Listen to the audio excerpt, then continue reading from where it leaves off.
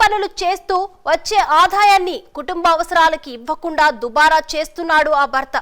దాంతో కుటుంబం ఎలా గడవాలని భార్య అతన్ని నిలదీసింది. భర్త వేధింపులను తట్టుకోలేక పోలీస్ స్టేషన్లో ఫిర్యాదు చేసింది. కేసు వెనక్కి తీసుకోమని భర్త ఒత్తిడి చేస్తే సస్సేమీరా అంది.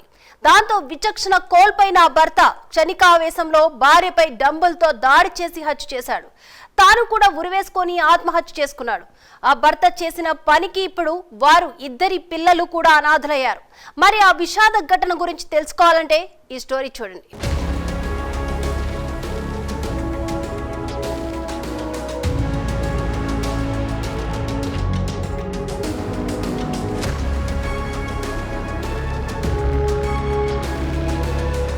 నందిగాం గోపీనాథ్, వెంకటలక్ష్మి ఇద్దరు భార్యాభర్తలు విశాఖలోని రెడ్డి కంచెరపాలెంలో నివాసముంటున్నారు. వారికి ఇద్దరు పిల్లలు. గోపీనాథ్ పెయింటింగ్ పనులు చేస్తూ కుటుంబాన్ని పోషించుకుంటున్నాడు. అయితే సంపాదించిన డబ్బులు కుటుంబ అవసరాలకు ఇవ్వకుండా చెడు అలవాట్లకు ఖర్చు చేస్తున్నాడు. దాంతో భార్య వెంకటలక్ష్మి ఆయనతో తరచూ గొడవ పడేది. కానీ గోపీనాథ్లో మాత్రం ఎలాంటి మార్పు రాలేదు.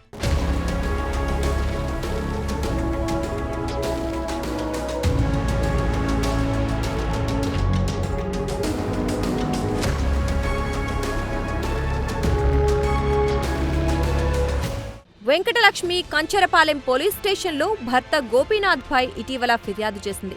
తన భర్త తనను వేధిస్తున్నాడని, అతనిపై చర్యలు తీసుకుని న్యాయం చేయాలని పోలీసులను కోరింది. ఈ విషయం తెలియడంతో భార్యాభర్తల మధ్య గొడవ మరింత తీవ్రమైంది.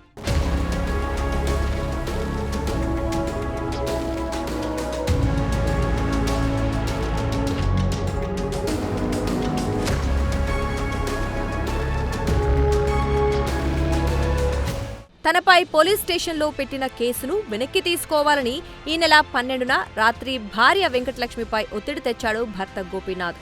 అందుకు ఆమె తిరస్కరించింది. దాంతో తీవ్ర ఆగ్రహానికి గురైన గోపీనాథ్ ఇంట్లో ఉన్న డంబుల్తో ఆమె తలపై కొట్టాడు.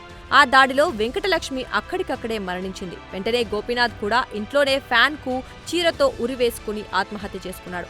తల్లిదండ్రులు మరణించడంతో వారి ఇద్దరు పిల్లలు అనాథలుగా మారారు. కంచెరపాలెం పోలీసులు కేసు నమోదు చేసి దర్యాప్తు చేస్తున్నారు.